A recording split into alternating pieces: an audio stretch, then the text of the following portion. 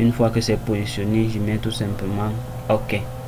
Et là, on peut lancer l'animation et voir. Là, vous pouvez directement, une fois que les deux apparaissent, vous pouvez décider d'ajouter directement votre texte. Donc là, je sélectionne, j'appuie Shift, je sélectionne les deux et je déplace. Vous pouvez décider d'ajouter votre texte avec le style d'animation sur le texte que vous voulez.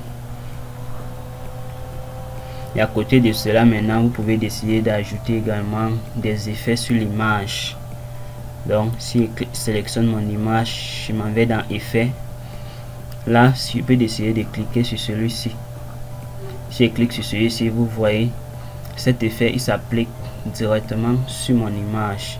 Je peux décider de cliquer sur cet écran plutôt. Ça s'applique directement sur mon image. Donc,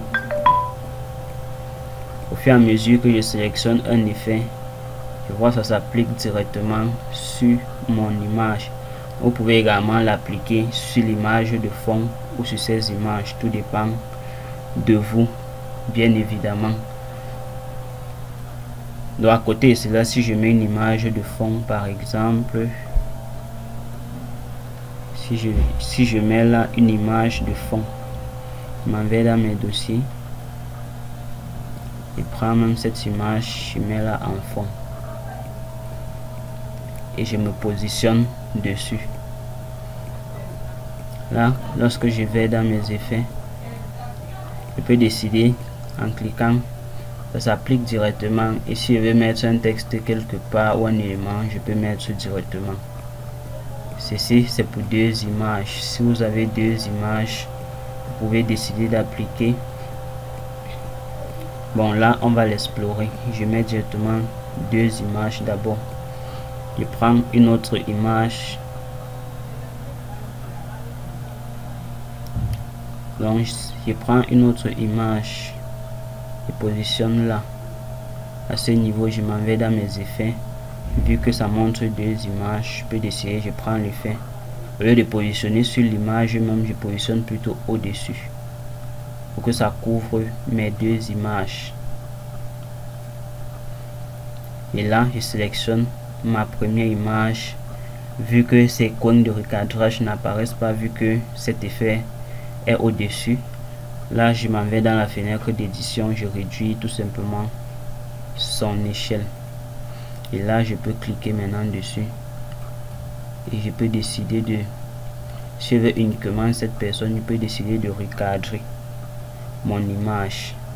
Si je clique là sur recadrer pour zoomer, là je peux décider de le prendre seul. Bon, là je change d'abord le ratio, je prends le 9:16. Voilà, là je décide de le prendre seul. Je valide donc sur OK. J'essaye de roter et je le positionne dans ce cadre.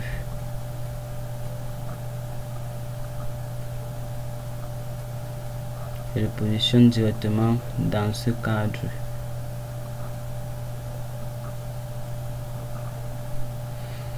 Et je reviens au-dessus de l'image suivante. Je réduis également son échelle et clique dessus. Donc, je clique dessus et j'essaye de positionner là. J'essaye de roter vu que l'image, le cadre image est incliné. Et là je peux ajouter des objets ou textes si je le souhaite. Maintenant les deux images doivent être superposées l'une de l'autre pour que les deux puissent apparaître au même moment et disparaître au même moment. Et si on me positionne là au début, je lance. Là vous avez ma première image et ma seconde image. Donc ça peut être même les vidéos que vous avez mis ou autre chose, tout dépend de vous. Donc c'est de cette façon que vous pouvez utiliser ces effets. Vous pouvez directement décider d'appliquer à l'image seule, ou s'il y a les cadres comme ceci, vous pouvez mettre au-dessus de l'image et mettre l'image juste en bas pour que l'image ressorte à l'intérieur. Donc ça en fait ça quelques petites astuces d'animation pour vos spots vidéo que vous pouvez faire. Et un professionnel, un bon monteur, c'est celui qui s'inspire d'abord, celui qui s'inspire de tout ce qu'il voit. Donc même les vidéos publicitaires que vous voyez à la télé, vous pouvez tout simplement tricher le style d'animation que vous voyez et vous adopter à votre montage personnellement. Donc on peut créer un spot publicitaire de plusieurs façons. C'est de la même façon que dans la conception graphique. Vous pouvez donner un travail de conception graphique à 3 graphistes et là vous avez 3 travaux différents mais avec les mêmes informations. Donc l'essentiel c'est de bien faire ressortir tous vos éléments et de ne pas rendre surtout trop saturé.